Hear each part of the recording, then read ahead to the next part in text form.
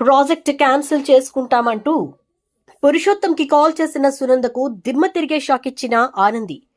ఇంతకు సునందకు ఆనంది షాక్ ఇవ్వడం ఏంటి? పురుషోత్తంకు సునంద ఎందుకు కాల్ చేసింది? ప్రాజెక్ట్ క్యాన్సిల్ చేసుకుంటాననే మాట అనడం ఏంటి?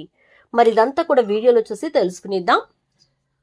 వీడియోని అయితే చివరి వరకు చూసి స్కిప్ చేయకుండా చూడండి, అప్పుడే మీకు పూర్తిగా అర్థమవుతుంది. అండ్ లైక్ చేయడం, షేర్ చేయడం మర్చిపోకండి.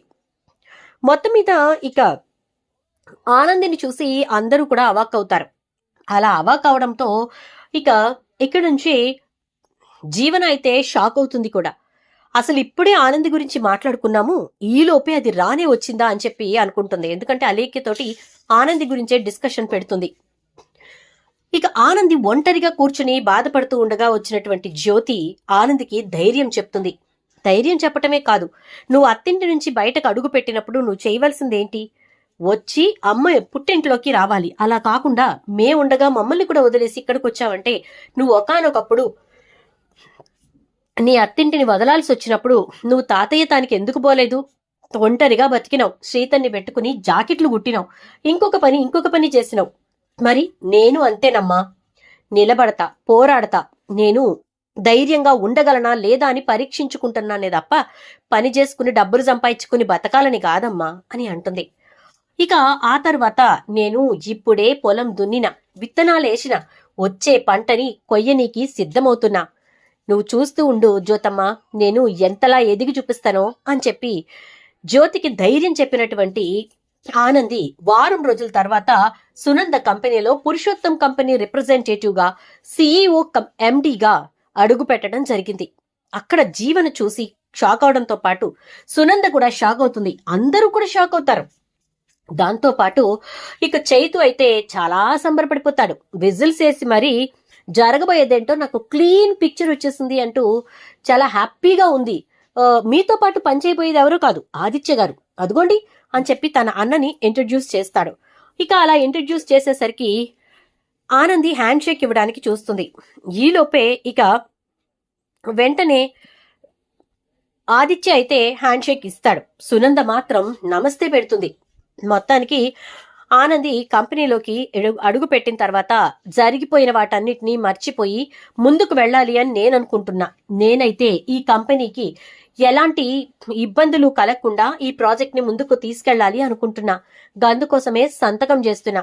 మరి ఇక మీ ఇష్టం, మీరు దీన్ని కంటిన్యూ చేద్దాం అనుకుంటే సంతకం పెట్టుండ్రి, లేదంటే లేదు అనగానే ఆదిత్య అయితే తీసుకుని సైన్ చేస్తాడు.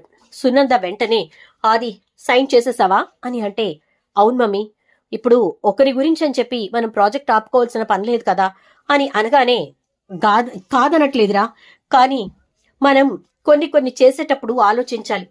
ఆ మనుషులు ఎవరైతే మనం పనిచేయబోతున్నామో వాళ్ళు ఎలాంటి వాళ్ళో మనకు అవగాహన లేకపోతే గుడ్డిగా మనం అందులోకి దిగచ్చు. కానీ వాళ్ళెవరో, ఎలాంటి వాళ్ళో, ఎటువంటి మనస్తత్వంతో ఉన్నవాళ్ళో తెలిసినప్పుడు మాత్రం మనం ఆలోచించాలి రాది అని అంటూ ఉంటే, ఇప్పుడు ఏం చేయమంటావమ్మా అని చెప్పని అంటాడు ఆదిత్య.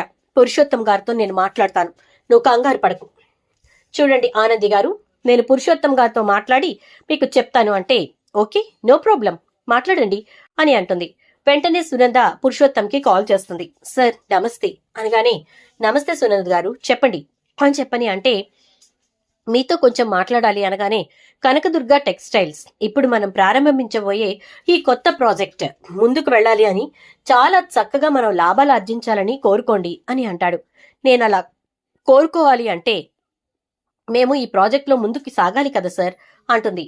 అవును, ముందుకు సాగాలి ఏంటి, మనం కలిసి ముందుకెళదామనే కదా ఇక్కడ దాకా వచ్చాం.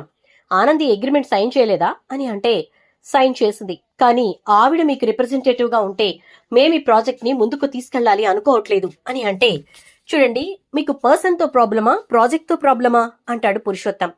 నాకు పర్సన్ తో ప్రాబ్లం, ప్రాజెక్ట్ తో కాదు అని అనగానే, మీరు ప్రాజెక్ట్ కోసం పనిచేయాలి, పర్సన్ కోసం కాదు కదా. వర్క్ చేయాల్సింది పర్సన్ తోటే అయినా చేసేది ప్రాజెక్ట్ కోసం. సో రిజల్ట్ ప్రాజెక్ట్ ఇస్తుంది కానీ పర్సన్స్ కాదు. అండ్ అలాగే మీకు ప్రాబ్లం ఎవరితోటి అని అంటాడు. ఇంకెవరు, ఆనందితోటే. ఆనంది ఉంటే మేము ఈ డీల్ ని పూర్తి చెయ్యం సార్, అండ్ ముందుకు వెళ్ళాలి అని కూడా అనుకోవట్లేదు అని అనగానే, అదేంటి, ఆనందికి మీకు ఏమైనా ఇంతకు ముందు విరోధం ఉందా, లేక మీకు పరిచయాలున్నాయా అని అంటే, అదంతా కాదు సార్, మేమైతే ఆనంది ఉంటే ఈ ప్రాజెక్ట్లో ముందుకు వెళ్ళలేము అని అంటుంది. ఓకే సునంద గారు, ఈ విషయంలో డెసిషన్ తీసుకోవాల్సింది నేను కాదు. నేను డెసిషన్ మేకింగ్ చెయ్యాలి అన్నా ఆనందినే కనుక్కుంటాను. ఫైనల్ డెసిషన్ ఒక రకంగా ఆనందిదే. పేరుకు చైర్మన్ నేను అనగానే, ఏంటి సార్, ఆనంది అంతా కలిపి వారం 10 రోజుల క్రితమే ఫ్రీగా ఉంది. మరి అలాంటి ఆవిడ ఇంతలోనే మిమ్మల్ని ఇంతలా ఎలా కట్టిపడేసింది అంటే, సునంద గారు, కట్టిపడేయటం కాదు, తన మంచితనం, తన యొక్క సహృదయం నన్ను చాలా బాగా ఆకర్షించాయి. తను నాకొక బిడ్డ లాంటిది. తనని నేను పైకి తీసుకెళ్లాలి అనుకుంటున్నాను. తన జీవితంలో తను నిలబడడానికి తనకి నేను అండగా ఉండాలి అనుకుంటున్నాను. సో అలాంటి నా బిడ్డ తీసుకునే డెసిషన్స్ నేను ఫైనల్ చేసుకోవటంలో తప్పే ఉంది? ఏ, మీ కొడుకు ఆదిత్య డెసిషన్ తీసుకుంటే దాన్ని ఫైనల్ చేసుకోవటానికి మీరు ఆలోచిస్తారా అని అంటూ ఉంటే, సార్ ఏదేమైనా ఈ ప్రాజెక్ట్ మేము ముందుకు వెళ్లాలంటే ఆనంది ఉంటే సాగదు అని సునంద అంటుంది. ఓకే సునంద గారు, మీ వర్షన్ మీరు చెప్పారు, నా వర్షన్ నేను చెప్పాలి అంటే ఆనందిని లైన్లోకి తీసుకుంటాను అని అంటాడు. అనేసరికి, వద్దులేండి మీరు మాట్లాడి చెప్పండి అంటుంది సునంద. నోనో, ముసుగులో గుద్దులాటెందుకు, ఆనంది కూడా అక్కడే ఉంది కదా, సో నేను కాన్ఫరెన్స్ కాల్ పెడతాను, వెయిట్ చేయండి అని చెప్పి ఆనందిని కాన్ఫరెన్స్ లోకి తీసుకుంటాడు. చెప్పండి సార్ అని అనగానే, ఆనంది అంటే అలాగే చెప్పండి పెద్దనాన్నగారు అని చెప్పని అంటుంది.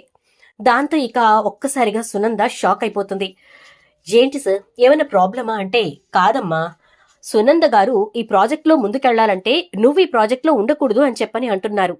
కానీ ఈ ప్రాజెక్ట్ ని నీకోసమే కదా స్టార్ట్ చేసింది, మరి అలాంటప్పుడు నువ్వు లేకుండా ఈ ప్రాజెక్ట్ ఎలా ముందుకెళ్తుంది అని అంటాడు. ఇక మాట అనేసరికి వెంటనే ఆనంది అయితే, ఒకవేళ నేను కాకుండా ఇంకెవరైనా ఉంటే వీళ్ళు ఈ ప్రాజెక్ట్ చేయగలుగుతారా అంటే, నేను చెయ్యను కదమ్మా, ఈ ప్రాజెక్టే నీది. పేరు కనకదుర్గ టెక్స్టైల్స్ అయినా కూడా ఇది ఆనంది టెక్స్టైల్స్. సో ఆనంది లేకపోతే ఆనంది టెక్స్టైల్సే ఉండదు అని అంటాడు. దాంతో సునంద ఏం చేయాలో అర్థం కాదు. సరే ఇప్పుడు మీరేమనుకుంటున్నారు పెద్దనాన్న అని అనగానే, ఏమీ అనుకోవట్లేదు, నేను ఆలోచిస్తోంది ఒకే ఒక విషయం గురించి. అదేంటి అంటే, ఇప్పుడు నువ్వు గనక ఈ ప్రాజెక్ట్ నుంచి తప్పుకుంటే, సో గీతాంజలి టెక్స్టైల్స్ ఇంకా సునంద టెక్స్టైల్స్ రెండు కూడా వేరువేరుగా పనిచేసుకోవటం మొదలు పెడతాయి.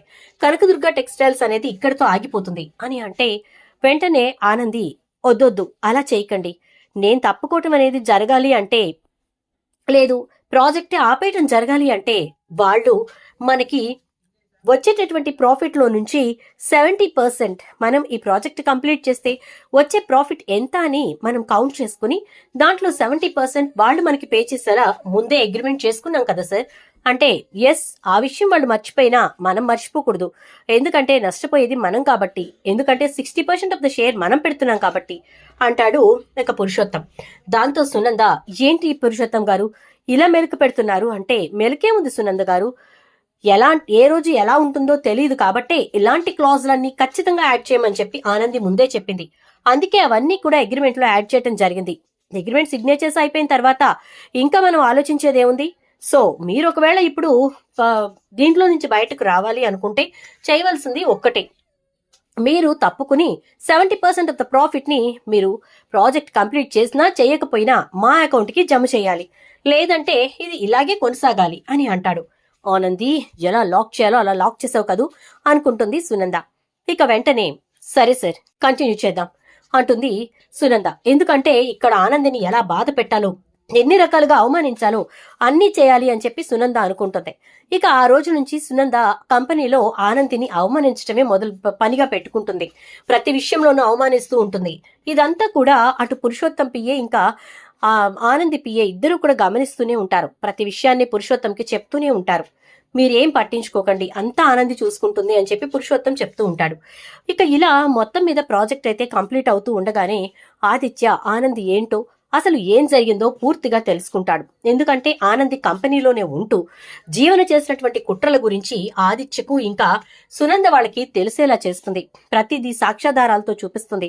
దాంతో ఇక అసలు నిజం తెలుసుకున్నటువంటి ఆదిత్య ఆనందికి నిదానంగా దగ్గరవటం మొదలు పెడతాడు. సునంద అయితే అది ఇష్టం లేక ఆదిత్యతోటి గట్టిగా చెప్తుంది. కానీ తను తప్పు చేయనప్పుడు తనని వదులుకోవాల్సిన అవసరం నాకైతే లేదు కదమ్మా అని చెప్పేసేసి ఆదిత్య అనేసరికి ఇక వెంటనే సునంద అయితే నువ్వు నీ పెళ్లాంతోటి ఉండాలి అని నిర్ణయించుకుంటున్నావా అని అంటుంది. భార్యని వదిలేసుకోమని చెప్పి ఏ తల్లి చెప్పదు.